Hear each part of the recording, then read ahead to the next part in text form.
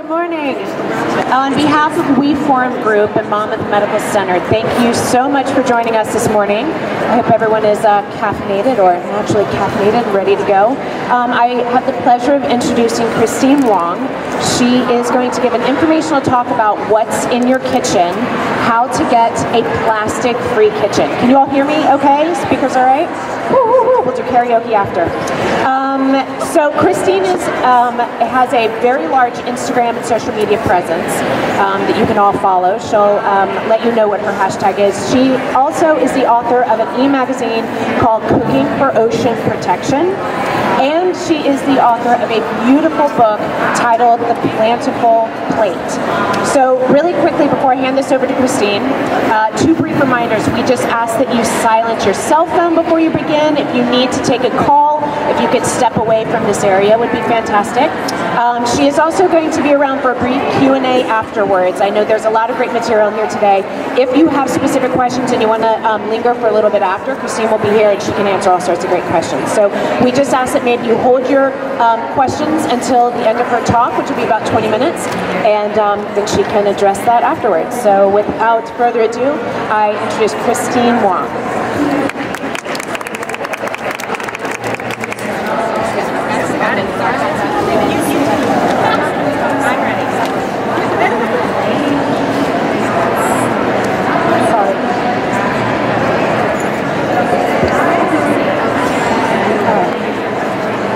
Thanks everyone for coming. My name is Christine, as you know, and I started cooking. I started consciously cooking. I've always cooked as a teenager and growing up, but I started consciously cooking when I had kids. I would always make their own baby food, and they had glass bottles for their water and everything, and I was very conscious about where food comes from. You know, the whole premise of this whole forum. Eating organics, making food from scratch, and doing that sort of stuff. From there, I'd be hanging out with other moms, and they'd be like, "Oh, all my kids eat is chicken nuggets." Well, that's all you give them is chicken nuggets. So I started a blog called C-Dash Cooking, where I made food from scratch, because making food from scratch, you don't have the additives, you don't have the packaging. At that point, I wasn't really about the packaging. I was just more about getting the nutrients and, you know, having them eat real food.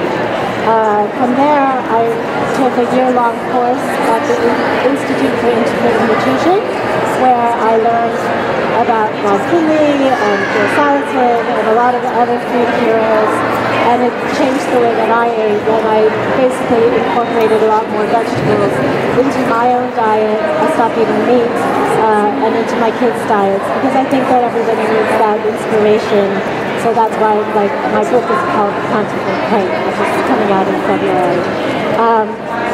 But it was only last year when I watched the documentary Plastic Oceans, where it really opened up my eyes the way that our habits and our shopping habits have impacted the earth. So we live in a society where everything, you know, if you look around, like how many pieces of plastic have you touched today? Or how many pieces of plastic do you go through in a day or throw away? Or, you know, just that awareness is sometimes not always there, because we're in this toss and go society. So Plastic Oceans really opened my eyes, and I decided to stop using plastic in any way that I could. I'm always a fan of going to the farmer's market, so buying produce is one of the easiest ways to stop, is buying loose vegetables, loose apples, anything that's loose in the supermarket. I know that oftentimes supermarkets want to differentiate organic fruits and vegetables with regular fruits and vegetables, or conventional fruits and vegetables, and then, you know, this pesticide-free banana or anything, they go and they stick it in a plastic bag, which is like full of toxins and materials that kind of defeat the whole purpose of having organic produce. So, you bring your own bags. people at supermarkets who, they have these recycled bags, but recycle doesn't mean that it's necessarily recyclable. So you think that because it's green that it's okay for the planet, but you see people put one orange in a bag and then two apples in another bag, and they're just like, and then they come home, there's a rip in the bag, and there's no rip, and they just still toss it. Unnecessary.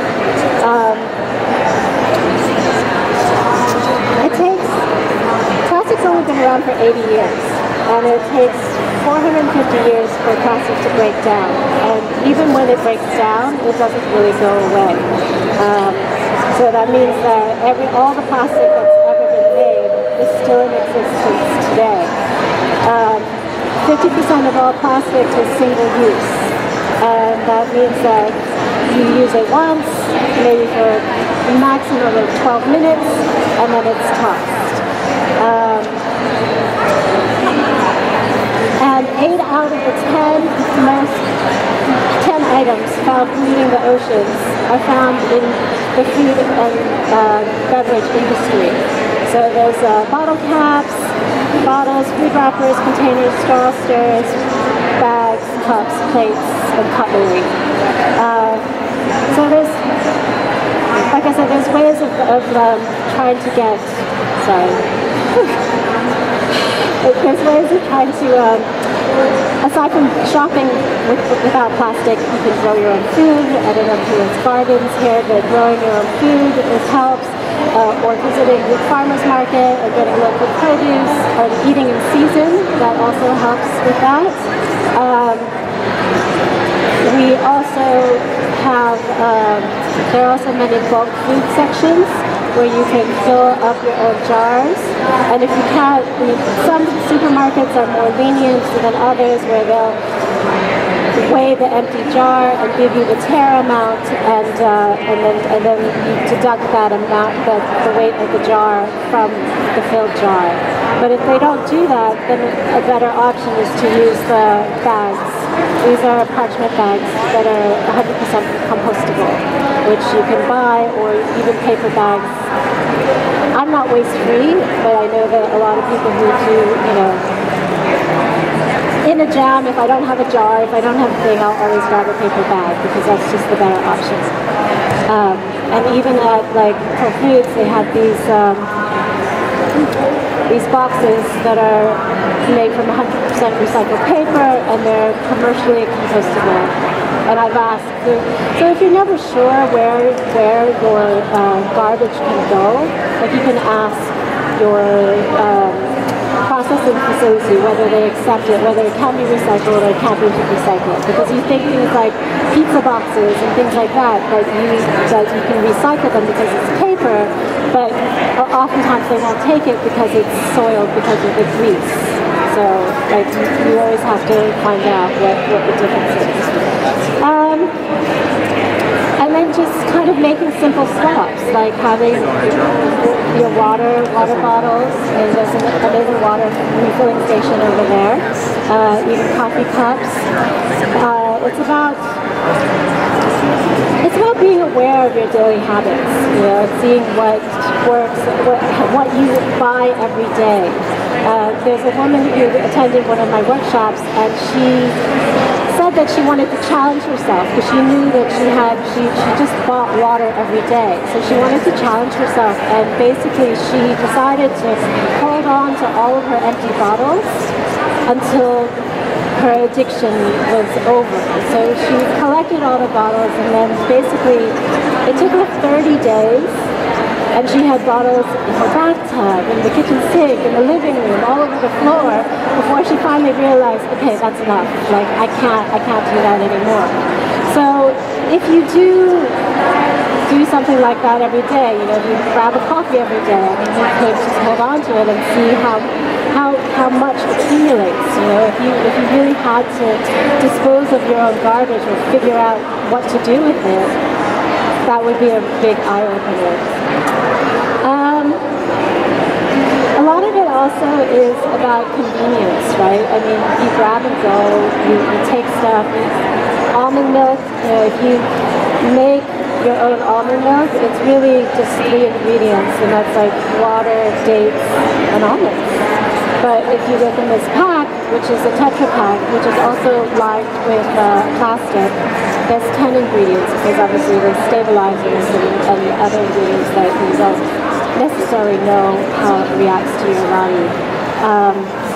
So making your own is a really good way to start. There are also other like hidden sources of plastic, like in cans. Cans are one of them.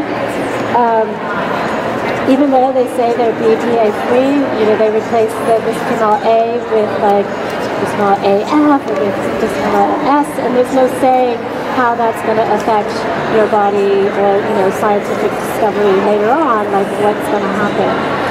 So I just try to avoid it altogether, and like either you get food in jars or you make your own tomato sauce.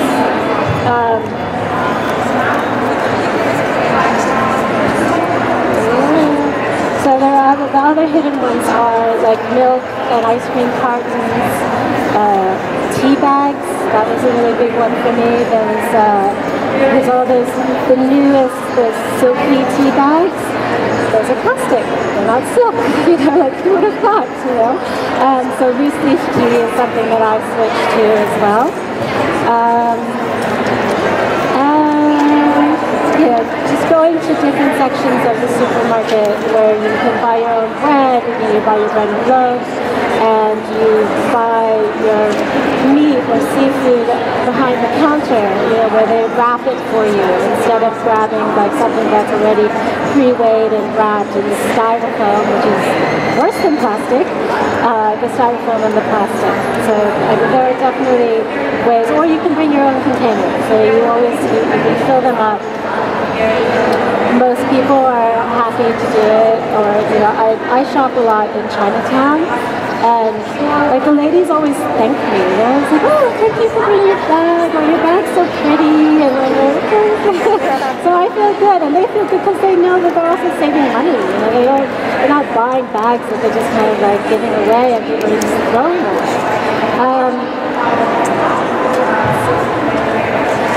And by bringing your own things, your own reusable items, it's easier to refuse. Like if you really have to have a straw, which I've never really brought a straw around with me, it's easier to bring it, because if you bring it, you'll use it, and it's easier to remember, because it's all about keeping it like top of mind, and to remember that before they give you your drink with the straw in it, that you can say, oh, it's okay, I don't need a straw. And doing that, it not only like makes you feel better, because every bit of plastic that you don't use or that I don't use, I feel good about. And also people are more aware, or they just go, oh, the bartender goes, oh yeah, you're the one with no straw. And then people start talking about it, you know, they go, okay, well, I don't need a straw either, you know, and so those small changes do make a difference, you know.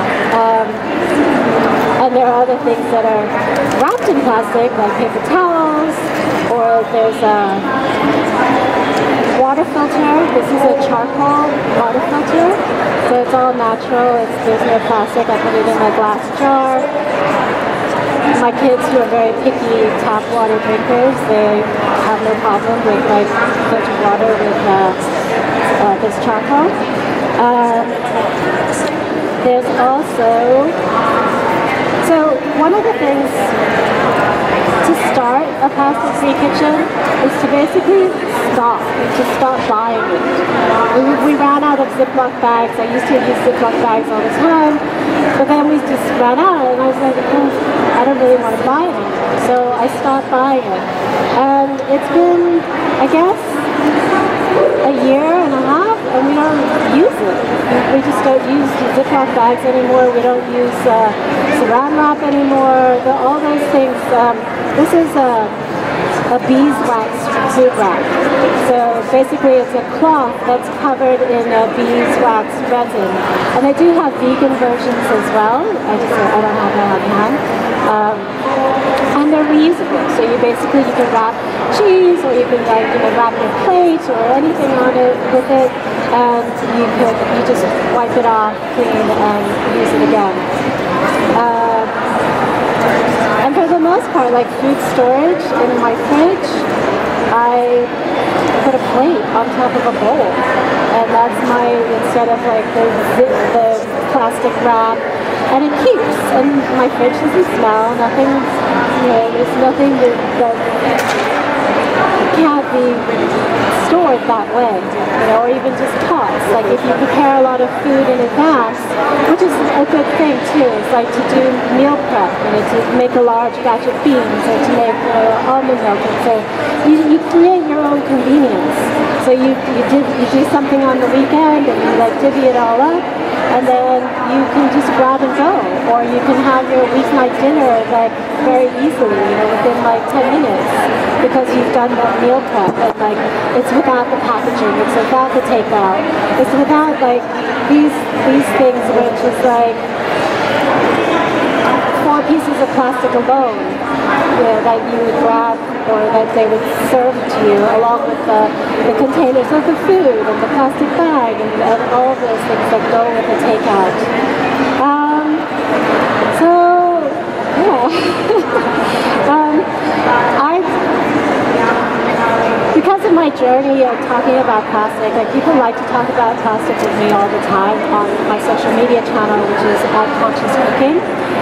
I've been talking about it for about a year or so, and you know, people tell me, oh, I bought my like produce bags, changed my life, and there's a woman actually in Bali who has a kids food line, and she caters to baby food and kids food, and because of my conversation and the awareness that I've given, she actually has opened up her own zero waste store in Bali, which is amazing.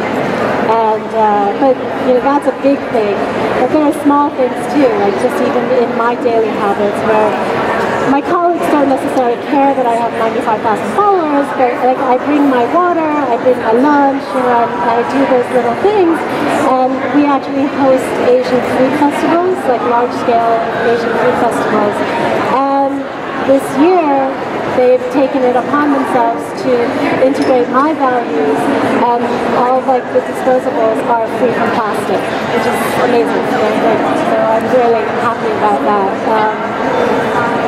I created this e-magazine, which is available online, and it is recipes from Instagrammers around the world, and they're all recipes that are created with ingredients that are free from plastic.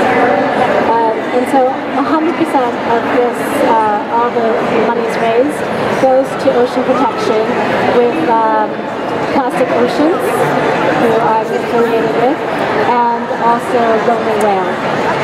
And then my book that's coming out in February is also free from plastic packaging. It's called the Plastic Free Foodie e-magazine.